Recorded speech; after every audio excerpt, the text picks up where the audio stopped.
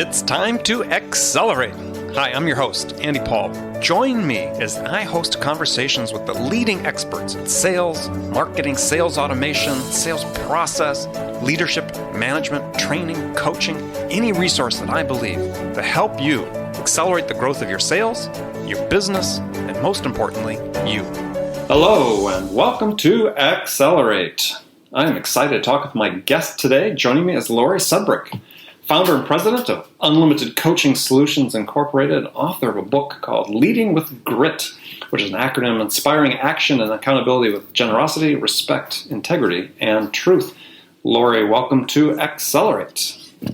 Oh, thanks so much, Andy. I'm so happy to be here with you. Well, good. Actually, we're in relatively close physical proximity, a couple hundred miles at least.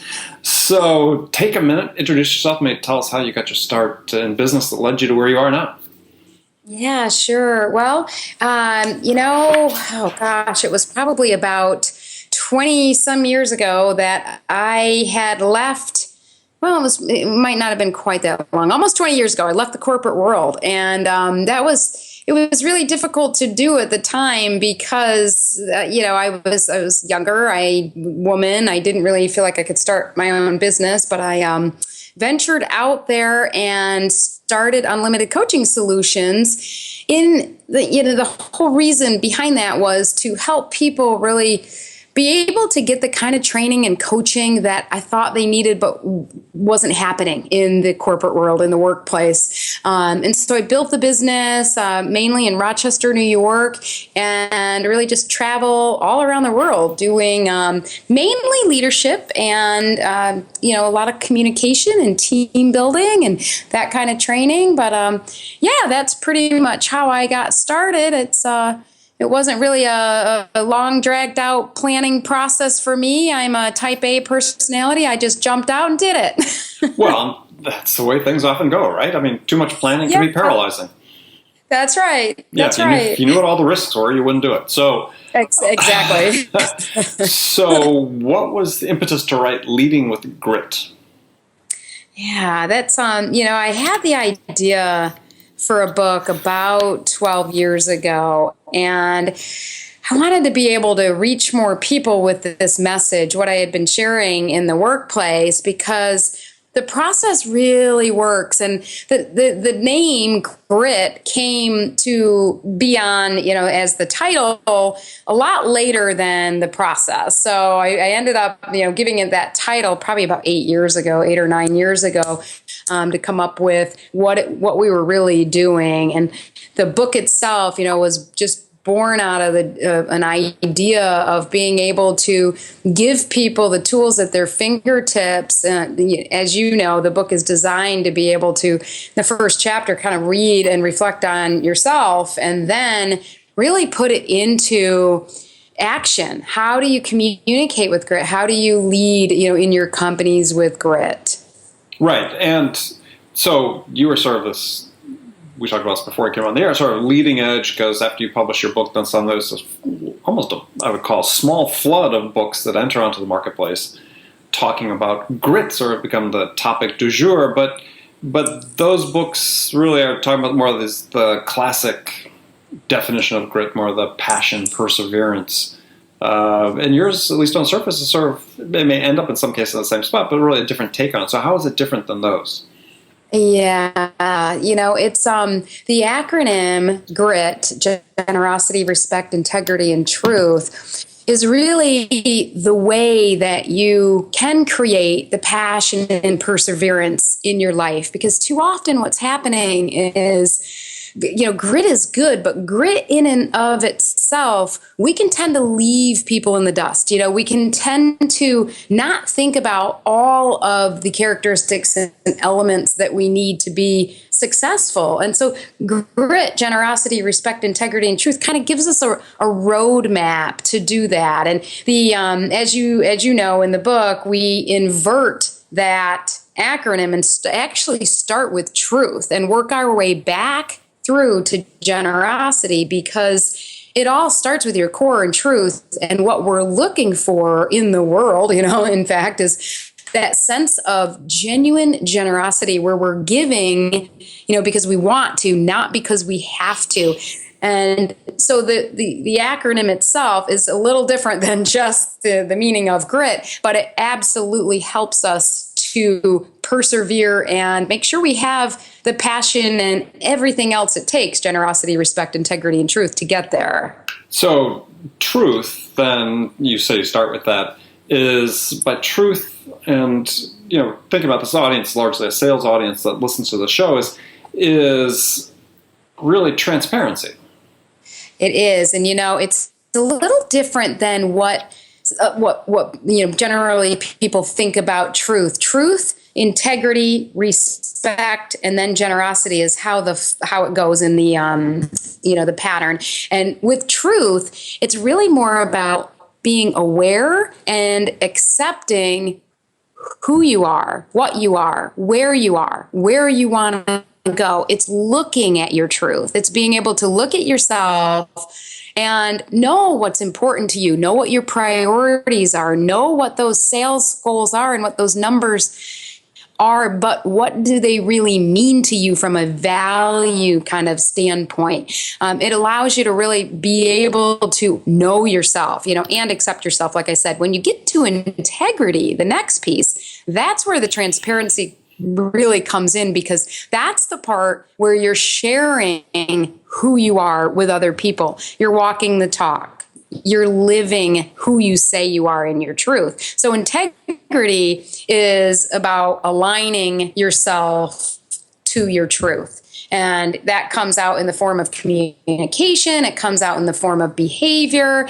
There's a really cool tool in the book called the accountability ladder, which helps us look at, are we really in integrity with ourselves? Are we taking ownership and stepping up and taking accountability? Do you want me to keep going through the model, or did you want to go somewhere? We'll work through it. I just have a question in the meantime. So the truth, maybe as a parallel to some degree, is a little bit becoming familiar with sort of your EQ.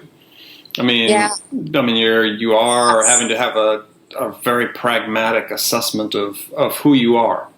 Yes, this is highly correlated with EQ, that piece of it, because it is a matter of being able to be aware of not only, how old you are, where you live, stuff like that. It's much deeper than that. It's your emotional intelligence, and being able to manage that comes more out in the integrity, respect, and generosity piece. The truth piece is just that self-awareness of it. Well, but the self-awareness is so important, because if you're not, it's been research done in various forms that's saying in the sales world that there's this, and actually in the social world, and somebody I was just speaking to recently was telling me about this, is a study done that people went on like a blind date, a man and a woman, and they did surveys afterwards, and they found that invariably the person who talked the most, meaning they're primarily talking about themselves, thought it went better than the person who spoke less, right? And similarly, as customers have the same thing, customers are very astute, people are very astute, perceiving other individuals, oftentimes more accurately than perhaps the individual perceives themselves. And they have the same mismatch where salespeople generally think that they provide more value than the customer thinks they do. And so the key is, as you talked about, it starts with this truth of you. Yes. Yeah. And as we know, it all stems from that. That's the core, how we're feeling, how, what we think about ourselves, our confidence, our self-esteem, is our ego getting in the way? All of that is in our truth. And if we're aware of it, then we'll be able to act in integrity. We'll be able to act with respect, and we'll be able to give in the right ways. So when we're in integrity, we're aligning with that truth, we're able to communicate in a way that can really, be transparent in the right way, and also show respect. And you can see how it leads perfectly into respect. So it's a bit linear, the model, but it's also, as we know, intertwined, and each one of these characteristics stand very, as critical characteristics on their own. But respect, we have to be able to respect ourselves first. So great example of it is as sales managers and sales people, are you taking care of yourself in the right way and making sure that you are staying aligned to your truth? You're doing everything that is important to you so that you can be the best salesperson, so that you can be the best sales leader, so that you can give, when it gets to generosity, in the right ways to people, and you're focused on the right things, and then are we respecting other people? Are we really looking at that other person, especially from a sales management standpoint? Are we looking at our team as individuals, as human beings? Do we genuinely care about them? And are we helping them develop in their unique ways? And, and being able to coach them as they need it, not as you think, not in your style, but being able to look at each one of them as unique individuals. The DISC model is something that, Sure. I use and share in the book, and most people are probably familiar with that. It's such a great tool to be able to help understand what your natural behavioral kind of personality style is, and then be able to size up what your customers are. Same thing with a sales manager and his team. That sales manager, she needs to be able to know what style these people are so she can talk their language, so she can help them and really connect and build trust with them. And that's what the respect and integrity piece helps a leader to build trust, because there is that transparency, and it's in a way that people feel like you genuinely care about them. When you get to that level, you just kind of breeze right into generosity. It's no effort. That's the thing that's cool. It's like, we don't have to try to do those one-on-ones with our direct reports. We don't have to, we don't squirm when we have to give them some negative feedback. We want to, because we know that's the right thing to do. We've aligned ourselves properly. We've had the right conversations with them, and we're eager to help them in that way, because we know that, that genuinely is the right thing to do with grit. The payoff is that we all make great money. That's awesome. But if we do it because of the money, we know that it comes out with a different intent and a different energy. Yeah, the acronym would change at that point. So yeah, I think that certainly applies in sales management. Applies as from a salesperson a sales professional dealing with his or her customers. Is that understanding yourself, being pragmatic in the assessment you have, dealing with them transparently, from a source of integrity in the broader sense of the word as you describe it, as well as integrity, respect. You're there to serve. You're there to serve. It's about them. And you talked about sales managers looking at their salespeople as unique individuals. It's a more pervasive problem in sales is that people think the customers are all alike, right? The customer wants to do this. Yes. We sell this one product, therefore we can put all these customers in the same niche. And as you point out in your book, you can't do that. Everybody is unique. It's without stressing the unfortunate snowflake cliche. Everybody is unique. And if we as leaders can help our salespeople not only understand this, but actually enjoy it. But actually look at it, help them shift their thoughts and beliefs around the fact that each one of their customers are unique. Instead of, this is difficult and this is hard because each one is unique, we look at it and go, wow, this is cool. This is going to be fun. Mm-hmm. I get to dance a different dance with this customer than I do with another customer, being able to just have some fun with it. That too, I think, is one of the biggest roles of a sales manager, to help their sales professionals be able to really shift their thoughts and beliefs around some of these things so that they will genuinely act differently with their customers. Right. All right. Well, one thing you spend a lot of time talking about is change, and you address it in the book and in your writing and videos. Podcast series you produced with our mutual friend Todd Schnick. So I'm always struck when I talk with sales professionals and sales leaders, thought leaders, that you look at the content of the books that are sort of written. It's like, okay, we're talking about the same problems and challenges that we've had in sales for generations. Mm-hmm. And so as I think about the persistence of these challenges, it comes down to me, I guess, boils down to the fact that, geez, we are just woefully ineffective and have been forever in how we coach change. Because that fundamentally is the issue. If we're not seeing change in these behaviors, if we still think, just to take a common one, salespeople, first thing they do is when they meet a new prospect, is they talk about themselves. Okay, well, this has been talked about for 130 years since modern American selling started. Right. It's always been the same issue. Right. It's not that people aren't capable of changing, but obviously we're horrible at teaching change. Yeah.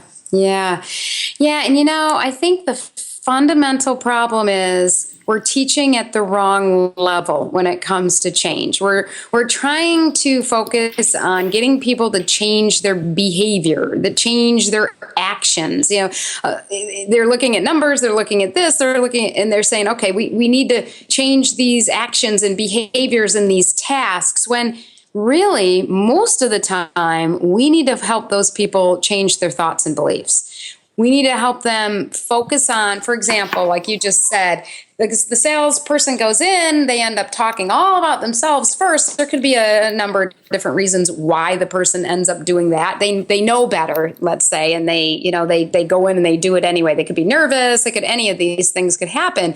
But fundamentally, or at their core, do they really believe that the customer, that you're there to serve that customer and help that customer? Do they really believe that? Probably not. They're probably still at a level of, intellectually they believe it, but they haven't gotten deep enough to shift their own thoughts and beliefs around that. They're still focused on themselves rather than the customer. They're not really in the moment with that customer. Well, yeah, I mean that's a huge and worsening problem as mobile technology and everything is exacerbates that. Yeah, and so if leaders can focus with their sales teams more on helping shift thoughts and beliefs. And how do we do this? We do it with stories. We do it with questions. We do it with giving them, sharing a vulnerability that really happened in your past and how it helped you in some way. You help them to really, be able to look at things that way. And as you're familiar with from the book, the 5 Steps of Change is a great model to help people kind of walk through for themselves too, because what it does is it takes you through. I can give you the 5 steps real quick. We'll go through it. Okay, that's coming up here. Okay, gotcha. But I think to your point is, and maybe sort of leading into this is that I think that one of the issues that sort of relates to this idea of change being hard to take hold is that this assumption, this thought and belief, to use your terms, that it has to be done on an institutional level down to the personal level, as opposed to starting at the personal level. And, people taking responsibility for the changes themselves. Yeah. You're spot on. That's a huge mistake that we make, because it does, if it happens with each individual, that's the way you're going to see the change happen. Trying to make the change at that, that umbrella level. It doesn't happen that way. Change happens one person at a time. We have to, we shift inside. We take ultimate responsibility. We take ownership. We take, accountability for this. And that's when things really start to shift. Okay, so let's use that as the cue then to start talking about your 5 steps to a change. Sure. And there are 5. We'll sort of go through them one at a time. I mean, just their awareness, desire, how, taking action, perseverance. Well, let's start with awareness. So let me sort of preface it by asking the question maybe a little different. So aren't we sort of living, and maybe even our time isn't specifically unique, but perhaps aren't we living in a time where change is always needed? I mean, the pace of technology and the way our life is evolving and so on, there is no such thing as standing still. Exactly. Yeah. What is the old adage? The only thing that's constant is change, right? Mm-hmm. And yeah, and it's to me, it's more about our attitude about change, our thoughts and beliefs about change. How are we feeling about that? And do we even, use the 5 steps of change for this? And you just look at you as an awareness. Using awareness, you'd look at yourself and you'd say, wow, what am I really feeling right now when change comes at me? What's going on in my own mind about it? Stalk myself for a few minutes. What are those little voices telling me about this change? And being able to use your awareness, your self-awareness, without judgment is a critical point of awareness, because most people, when they become aware of their thoughts and beliefs, or they become aware that they're not doing something they should, they start to either make excuses or beat themselves up, or they don't do something that's productive, which is really just being in awareness, just looking at it, that takes practice for a lot of people. It's not an easy thing to do. We really are conditioned to judge things. Is it good? Is it bad? Is it this or is it that? Oh, sure. It's not to say, and it's not to say that we should just accept it and not move on. Of course not. The whole change model is about making change. But the first step is that we have to just kind of go, okay, yeah, we accept it. It is what it is. Now, do I want to change it? So how do people train themselves to listen to themselves without these biases, without these filters, without judgment? Yeah. How do you do that? It's kind of funny, because it's like we have to be aware to be aware. So how do we do that? If you're a person that uses lists, if you're a person that uses a calendar, tasks, whatever you use to organize yourself, you probably at first, to be able to create a habit, you're going to have to carve time out to actually be in the moment with yourself, be present with yourself, take the time to self-reflect. Even if it's 3 minutes a day, 1 minute in the morning, 1 minute during lunch, 1 minute in the evening, that goes so far to be able to just calmly self-reflect.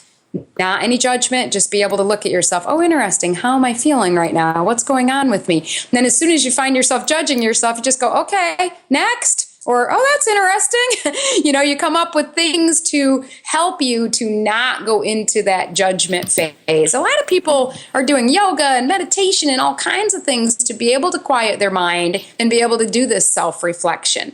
But we don't have to, I think that stuff is all great, and I do that myself, but you don't have to do all of that. You can just stop and pay attention to how you're breathing, what your thoughts are.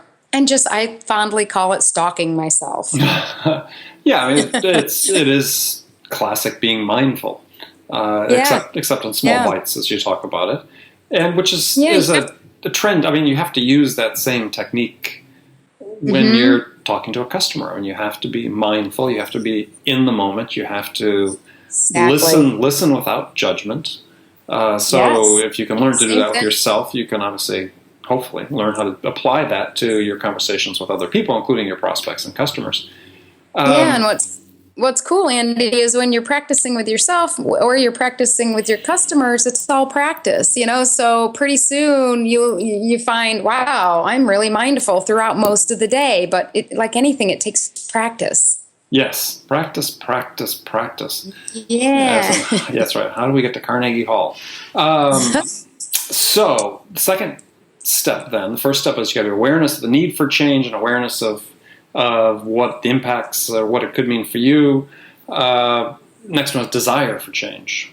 Yeah. And that's really, the why. Why do I want this change? So the first step, okay, I'm aware. And then it's like, okay, why do I want to do it? What's in it for me? And we have to own that why. It has to be genuinely our reason for changing. The what's in it for me in a not a selfish way, but what's the value to me, so that I have that self-motivation to do this. And what can often happen is somebody else wants you to change. Your sales manager is telling you to change. Your wife's telling you to change. Somebody else is telling you to change.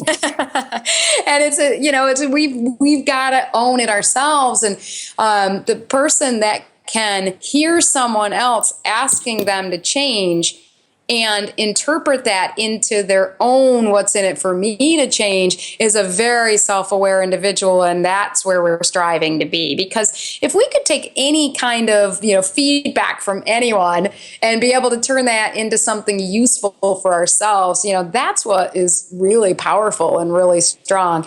But, going back to just the simple model and desire, it's all about finding the what's in it for you. So, to be able to stop and really be present in the moment, to be able to listen and ask great questions in your sales interview. What's in it? What's in it for you to do that? Why should you do that?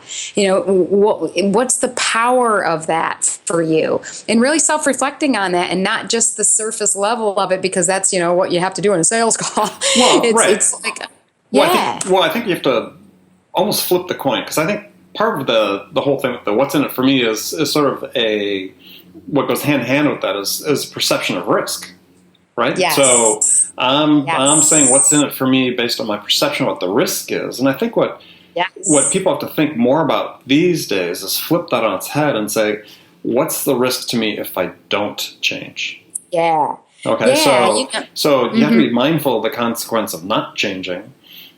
And exactly. I think that, at least to me, that when I work with you, I think that's a more powerful way for them to look at it, because then they can really understand what the consequences are. Yeah, and I write about that in the book, and then we talk about, it's pain or pleasure. It's like, exactly. It comes down to that pain or pleasure. It's like, okay, what's going to motivate me at this point? And usually for most people, it's thinking of the pain that will happen if I don't do it. Right. Instead of the pleasure that I will get if I do it. The pain is the bigger motivator. Yeah. Exactly. Okay, so third step is the how. And as you talk about in the book, is that some of the impetus for change really derives from knowing that it's possible to do. So, we sort of assume that people in general know how to change, but in actuality, most people learn by watching or learn by seeing others do it. So they have to be told how to change. Yeah, absolutely. And they have to be, like you just said, they have to watch, and then they have to try it for themselves. And that gets a little bit into the next step, but just being able to find something that works for you as well when it comes to that third step, the knowledge, the how, and this is a great example of where everybody's different. We all learn differently. We all need different tools. So one book might work well for somebody. One training might work well for somebody. We've got to know ourselves, and we've got to know our people so that we can figure out how to best get our behavior to shift. And so, using one type tool might work one time, even for the same person, and then they might have to switch it up and stuff. So being able to be aware that there is a lot out there too, as well, being able to find the tools that we need. And that's the sales manager's role, to help the sales team do that. But we have to do that for ourselves as well. Yeah, people probably roll their eyes when I say this, that have listened to the show a lot, is you can't rely on your employer to provide everything for you. So exactly. A lot of this has to come from you, because it's your career. It's not their career. It's your career. It's their job, but it's your career. And you think about it, Andy, these are steps going up, the 5 steps of change. If you're aware and you have the desire, you really want to, you're going to be already motivated to find the how. It's not as difficult. If you just go in at that level of finding how and you don't have your motivation, that's when it's tougher. Yeah, well, that's when then it becomes really difficult to make a decision, or to make the right decision about how to do it. Yeah, absolutely. Yeah, you're absolutely right.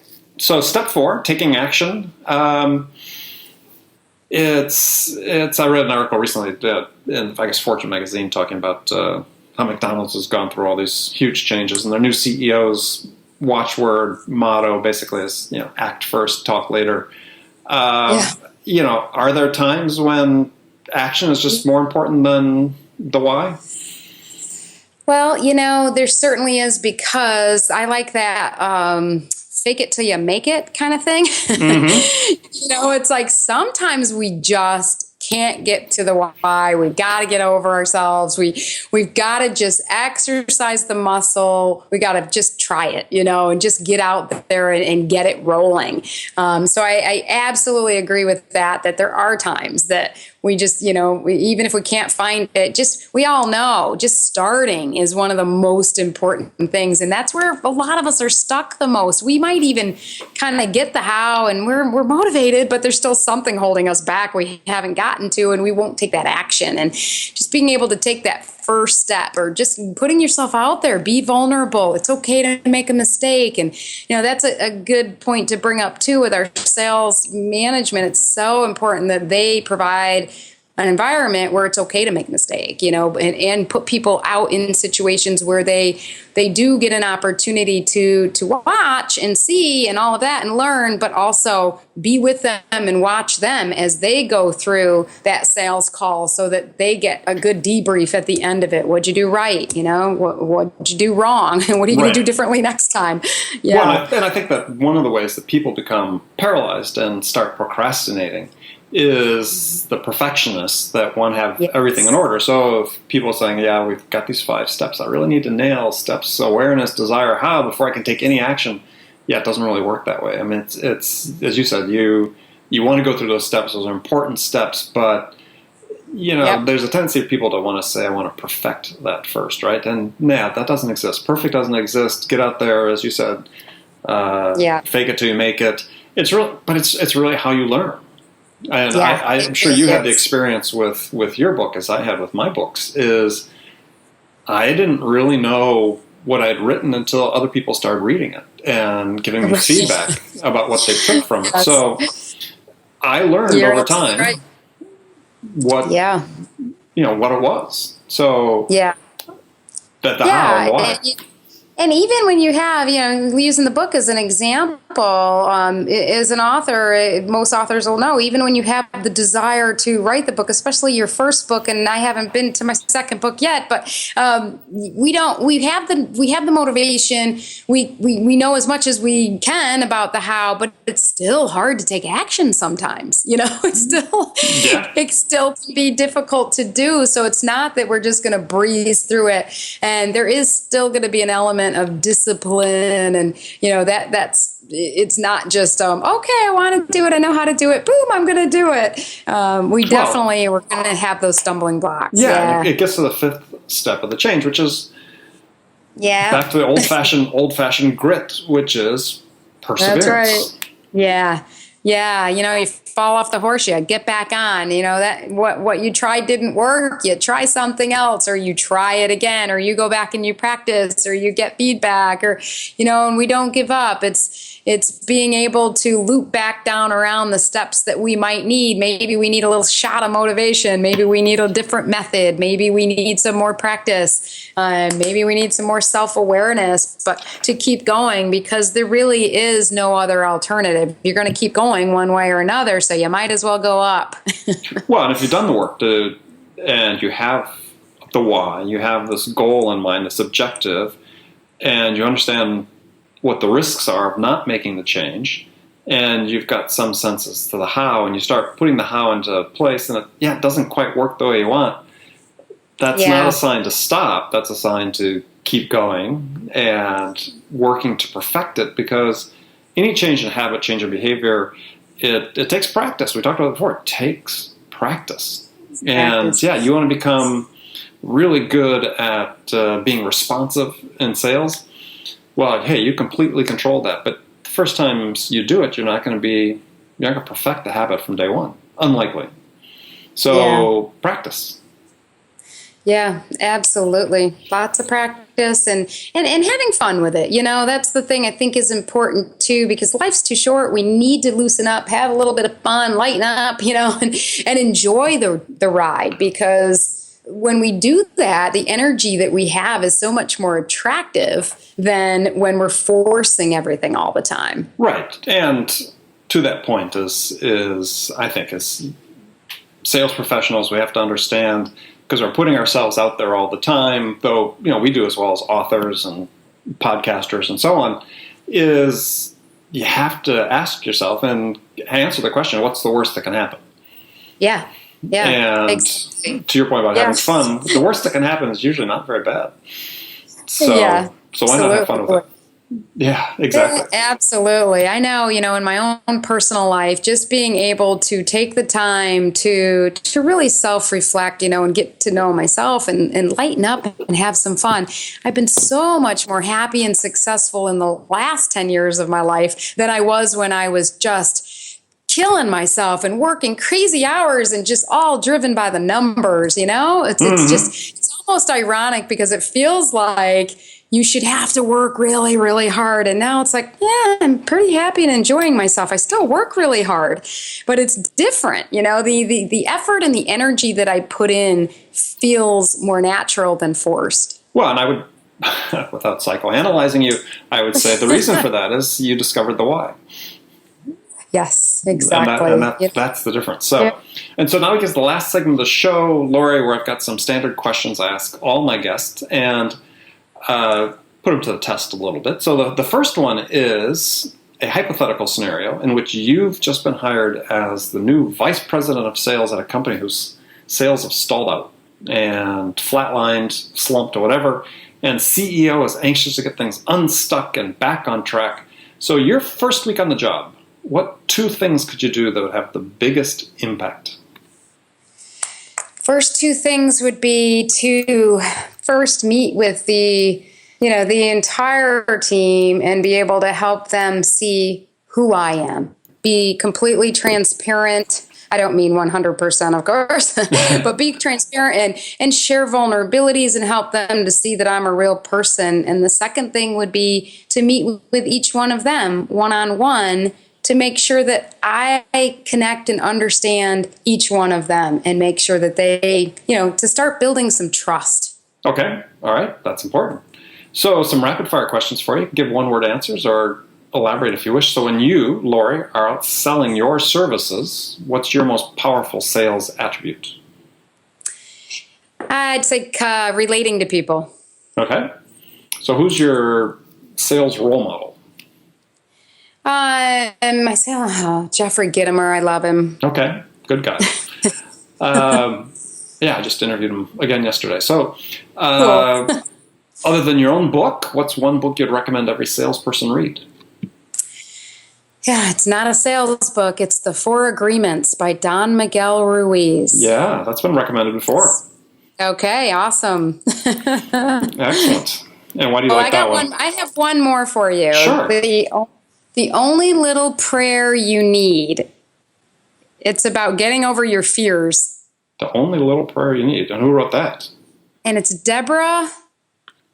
I'm going to forget her last name. Englert, I think it is. If you, on Amazon, the only little prayer you need, it will come up. All right, we'll get the author's name in the show notes page of the podcast so people can get that.